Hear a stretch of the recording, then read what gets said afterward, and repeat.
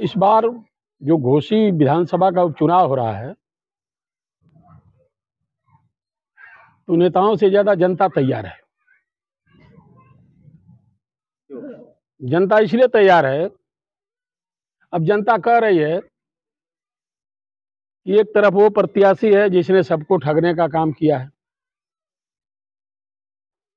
अब कह रही है कि कोई ऐसा सगा नहीं जिसको इसने ठगा नहीं। तो ऐसे उम्मीदवार को हम लोग कतई स्वीकार नहीं करते।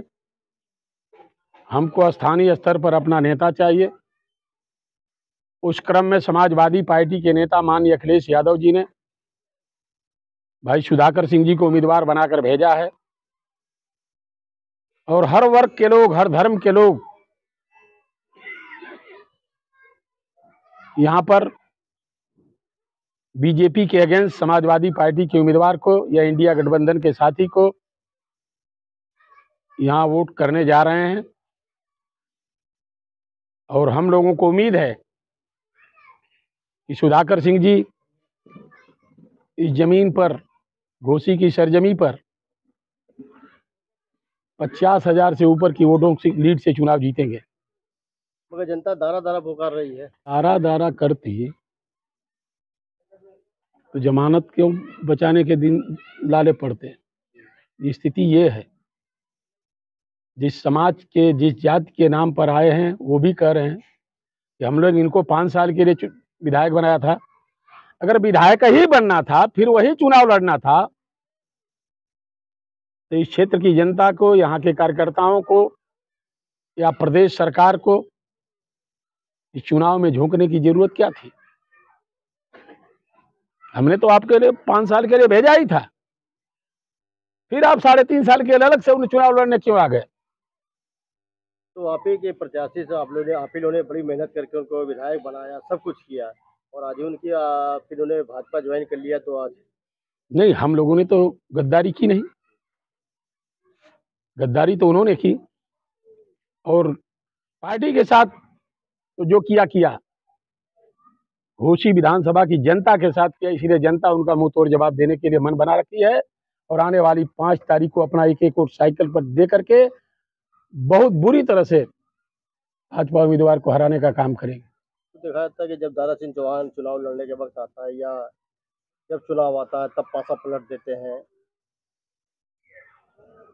किसी के स्वभाव को कोई बदल देगा? जिसका स्वभाव ही है कि सुबह किसी दल में, दोपहर में किसी दल में, शाम को किसी दल में, 2 बार बसपा को उन्होंने धोखा दिया, 2 बार सपा को दिया, दोहराने गए थे भाजपा को। उन लोगों ने कह दिया कि भाई ठीक है, आप बड़े पहलवान हो, चलो अखाड़े में। दूसरे के निगोटे और अखाड़े को हम स्वीकार नहीं करेंगे, चलो अखाड़े में जीत करके आओ, आपको बड़ी जिम्मेवारी देंगे। जनता कह दी कि इनको पहले हम यही सबक सिखाएंगे, जिम्मेवारी तो बाद में आए। तो क्या अगला चुनाव कोई भी होता है, अगर फिर ये करवट बदल के आपके सपा में आना चाहते, तो क्या फिर स्वीकार करेंगे आपकी पार्टी?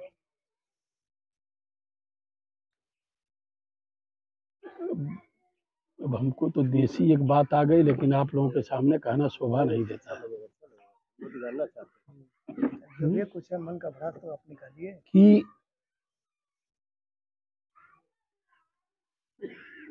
एक बार कोई ठगाएगा, 2 बार ठगाएगा, तीसरी बार तो होशियार हो ही जाएगा।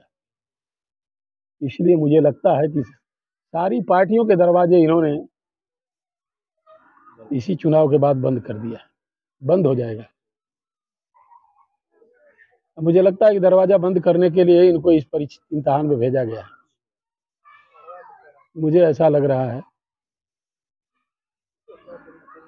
विकास के मुद्दे क्या क्या रहेंगे? भाई विकास तो ऑलरेडी, जब हम आज भी मुद्दा विकास का नहीं है, ये चुनाव छोटा है, उपचुनाव है, वजूद बचाने का चुनाव है।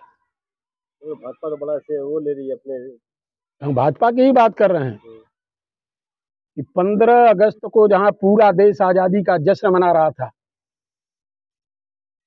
प्रधानमंत्री जी भी जश्न मना रहे थे। उनके आर्थिक सलाहकार परिषद के अध्यक्ष विवेक ओबेरॉय, क्या नाम है उनका, यही है ना, ओबेरॉय,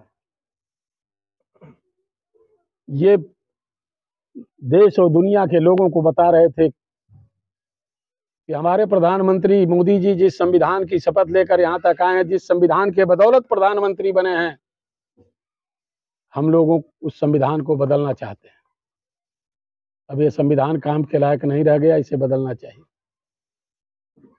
प्रकाश राजभर का बयान आया है कि अगला मुख्यमंत्री जो होगा, तो ये लड़ाई जो है अब सिर्फ किसी को हराने जिताने की नहीं है, संविधान बचाने की है। एक तरफ संविधान मिटाने वाले लोग हैं, जिसका नेतृत्व मोदी जी और उनके चेले चपाटी कर रहे हैं।